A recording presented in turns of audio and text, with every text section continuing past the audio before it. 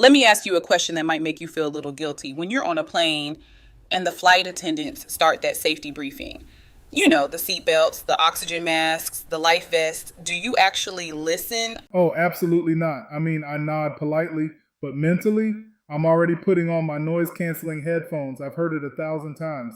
I figure if the plane goes down, I'll just follow the screaming. Right? That's exactly it. We tune it out because it feels routine. But I was reading something recently that flips that entire experience on its head. It compares that ignored safety briefing to the way we treat spiritual instructions in our lives. Imagine your pastor or a spiritual mentor is the flight attendant, and you might be sitting in the exit row without even realizing it. That's an interesting metaphor. Because if you're in the exit row on a real plane, you can't just tune out. You actually have to verbally agree to save people if things go wrong. Exactly. And that's the core of what we're talking about today. Life is the flight. Sometimes it's smooth, cruising altitude, drink service is open, but sometimes it's pure turbulence. And the argument here is that while everyone is on the plane, not everyone is in the same season. Some people are just passengers, but others are in an exit row season. I like that distinction because in church or just in life generally, we tend to think everyone receives the same message the same way. But the reality is, a pastor or any leader knows that half the room is glazed over. They know people are scrolling on their phones or thinking about lunch, but they stick to the script anyway. Why?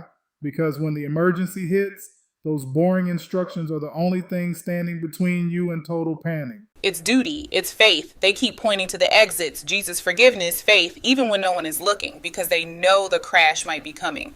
But let's dig into this exit row concept. What does that actually look like in real life? Because I don't think God hands out a boarding pass with 14A stamped on it.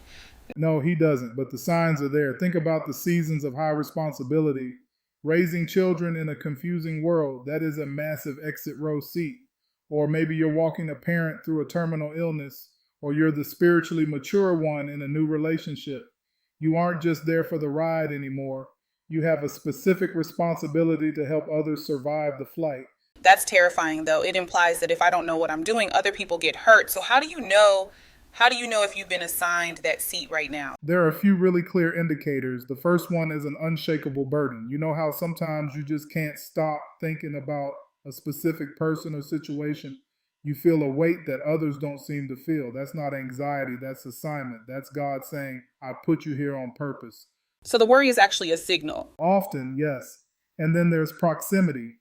On a plane, the exit row is literally next to the door. In life, if the crisis is staring you in the face, if your child is the one struggling or your marriage is the one hitting turbulence, you didn't go looking for it, but you are the one sitting there. You can't wait for a professional to come fix it. You are the responder. And I suppose that's where the listening part comes back to bite us. If I've spent the last 5 years tuning out the sermon because it was boring or repetitive, and suddenly my life enters a tailspin bit, Then you're the guy in 14A fumbling with the manual while smoke fills the cabin. That's the tragedy of it. We see this all the time. People who treat spiritual wisdom like background noise.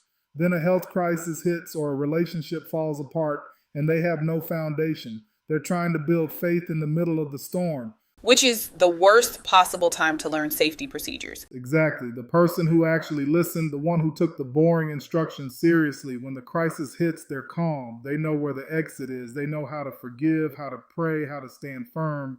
They become a lifeline for everyone else. It reminds me of that feeling when God keeps clearing his throat. You know, when you hear the same scripture 3 times in a week or 3 different people bring up the same topic. Yes, that is the ultimate confirmation. It's the pilot coming over the intercom saying, I'm talking to you. If you have the burden, the proximity, and you're getting those repeated nudges, you are definitely in the exit row. The question is, are you willing to say yes to the responsibility? Because you can't just take the extra leg room and ignore the duty. That's the kicker. We all want the blessing, the leg room of life, but we don't want the pressure of being the one responsible for the door. Right. But here's the beautiful part. You aren't the pilot. You don't have to fly the plane. You just have to know the instructions and be ready to move when called upon. The pressure isn't on you to save the world. The pressure is just to be awake. To be awake and to be listening. That's a powerful place to land.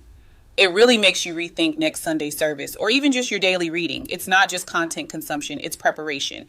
Absolutely. Because you never know when the fasten seatbelt sign is going to turn on. And when it does, you'll be really glad you weren't just nodding along.